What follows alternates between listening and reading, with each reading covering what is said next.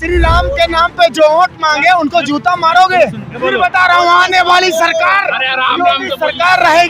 योगी सरकार रहेगी। मैं ब्राह्मण हूँ और यही 25 फुटा के नीचे मेरा घर है, पर याद रखना तुम्हारा हिसाब किताब होगा, उन्होंने देश के लिए कुछ किया है। क्या किया है? योगी मोदी जी ने पागल बनाया ना, पागल बानर देना है, थोर मचाएगी। मैं तो ये समझ गया दारू से ज्यादा नशा मेरी शकल में है।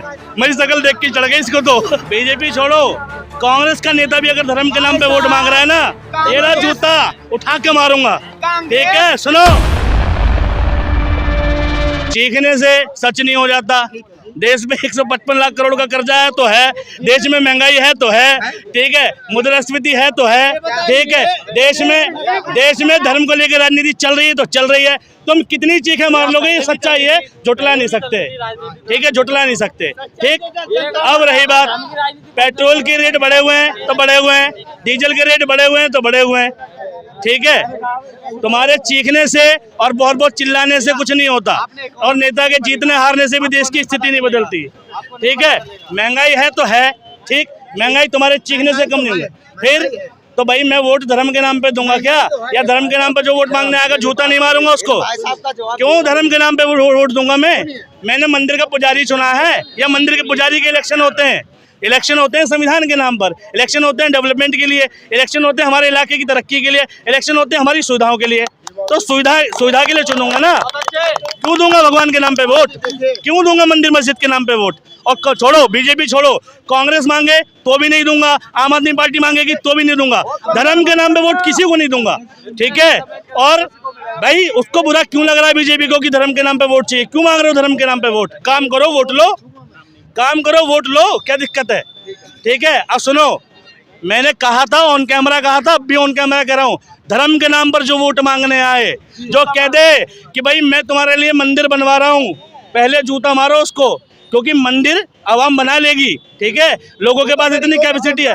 और राम मंदिर भी, सुनो, अमीरुल हसन नाम है मेरा, और 200 रुपये चंदा दिया मैंने राम मंदिर बनवाने में, और पर्ची है मेरे पे। ठीक है, मुझे नेता की जरूरत नहीं है मंदिर मस्जिद बनवाने के लिए, मुझे स्कूल बनवाने के लिए नेता की जरूरत है, नाली बनवाने के लिए नेता की जरूरत है, गली बनवाने के लिए नेता की जरूरत है, महंगाई कम करने के लिए नेता की जरूरत है। समझ गए? देश का इकोनॉमिक सिस्टम ठीक करने के लिए नेता की जरूरत है, महंगाई कम करने के लिए नेता की जरूरत है। ठीक है, तो मैं धर्म के नाम पर कांग्रेस का नेता हो, बीजेपी का नेता हो, आम आदमी पार्टी का नेता हो, CPIM का नेता हो, देखिए हम आप पे ताली ठोक दिए, पर आने वाली सरकार आप किसको चुनौती कर रहे हैं? उसको चुनूंगा जो काम करेगा। ठीक है, अच्छा। जो देश का माहौल ठीक करेगा, जो देश में सोशल वेलफेयर पे काम करेगा। ठीक है, मोदी जी ने 5 किलो का राशन दे दिया फ्री, 80 करोड़ लोगों को दे रहे हैं। तो जिस देश में 140 करोड़ में से 80 करोड़ लोगों को 5 किलो राशन की जरूरत हो, वो देश गरीब हुआ या अमीर हुआ? देश में दिक्कत है ना, 80 करोड़ लोगों को फ्री राशन क्यों चाहिए? दिक्कत है। दूसरी बात, भाई 5 किलो राशन फ्री दिया तुमने, खाद की बोरी 2100-2200 रुपए की थी। ठीक है, कांग्रेस के टाइम पे 500 रुपए प्रिंट होता था, 450 प्रिंट होता था, और कांग्रेस देती थी 400 रुपए का, 380 रुपए का।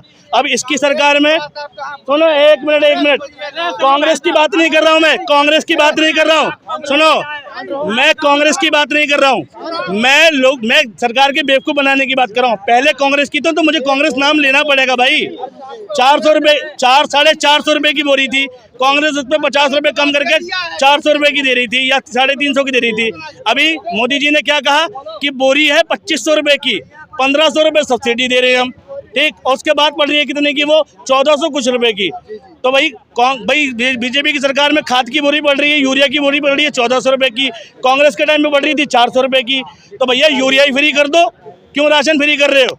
यूरिया फ्री कर दो। क्या जवाब देंगे? आज इनकी बात पे हम ताली ठोक रहे हैं, और यही कहेंगे कि जो इन्होंने बात कही उनकी एक एक बात सच है। अभी तो आप बोल रहे थे महंगाई नहीं है, अभी आगे पहले सुनो, हम योगी मोदी के भले गुण गा रहे हैं, पर सुनिए, उन्होंने हमारे लिए कुछ किया, उन्होंने हमारे लिए क्या किया? जो भी किया है हम उनसे संतुष्ट हैं। क्या किया मोदी जी ने यार?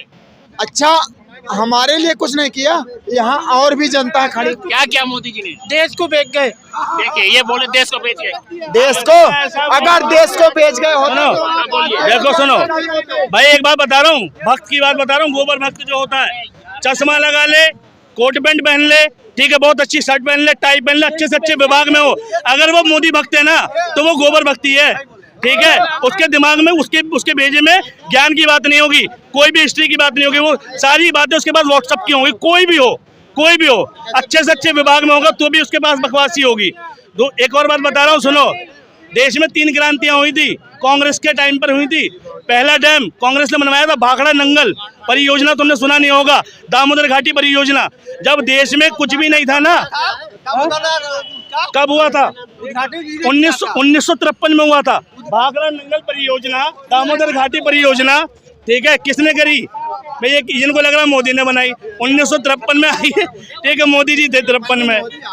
एक बात और, लाल बहादुर शास्त्री, सुनो ध्यान से, तुम आज अनाज बांट रहे हो ना, एक वक्त ऐसा था हिंदुस्तान में कि देश में एक प्रधानमंत्री को ये कहना पड़ा था कि एक दिन का उपवास रखो देशवासी, मेरा देश भूखा है, ठीक।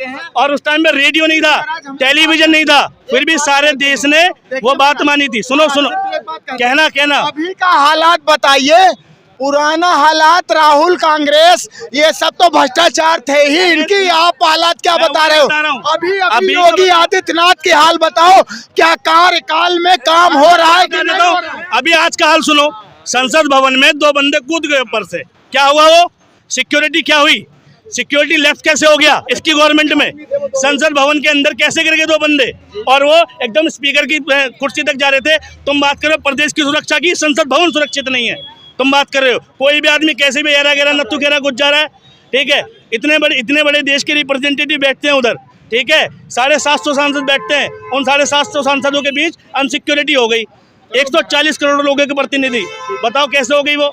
और सुनो, अनाज बांट रहे ना मोदी जी, अगर लाल बहादुर शास्त्री हरित क्रांति ना करते, हरित क्रांति जिसके तहत इतना अनाज का भंडार है, ठीक, तो इतना अनाज बट नहीं बांटता, ठीक है। लाल बहादुर शास्त्री की देन है, ठीक, और लाल बहादुर शास्त्री को मानोगे लेकिन उसके जैसा कुछ करोगे नहीं।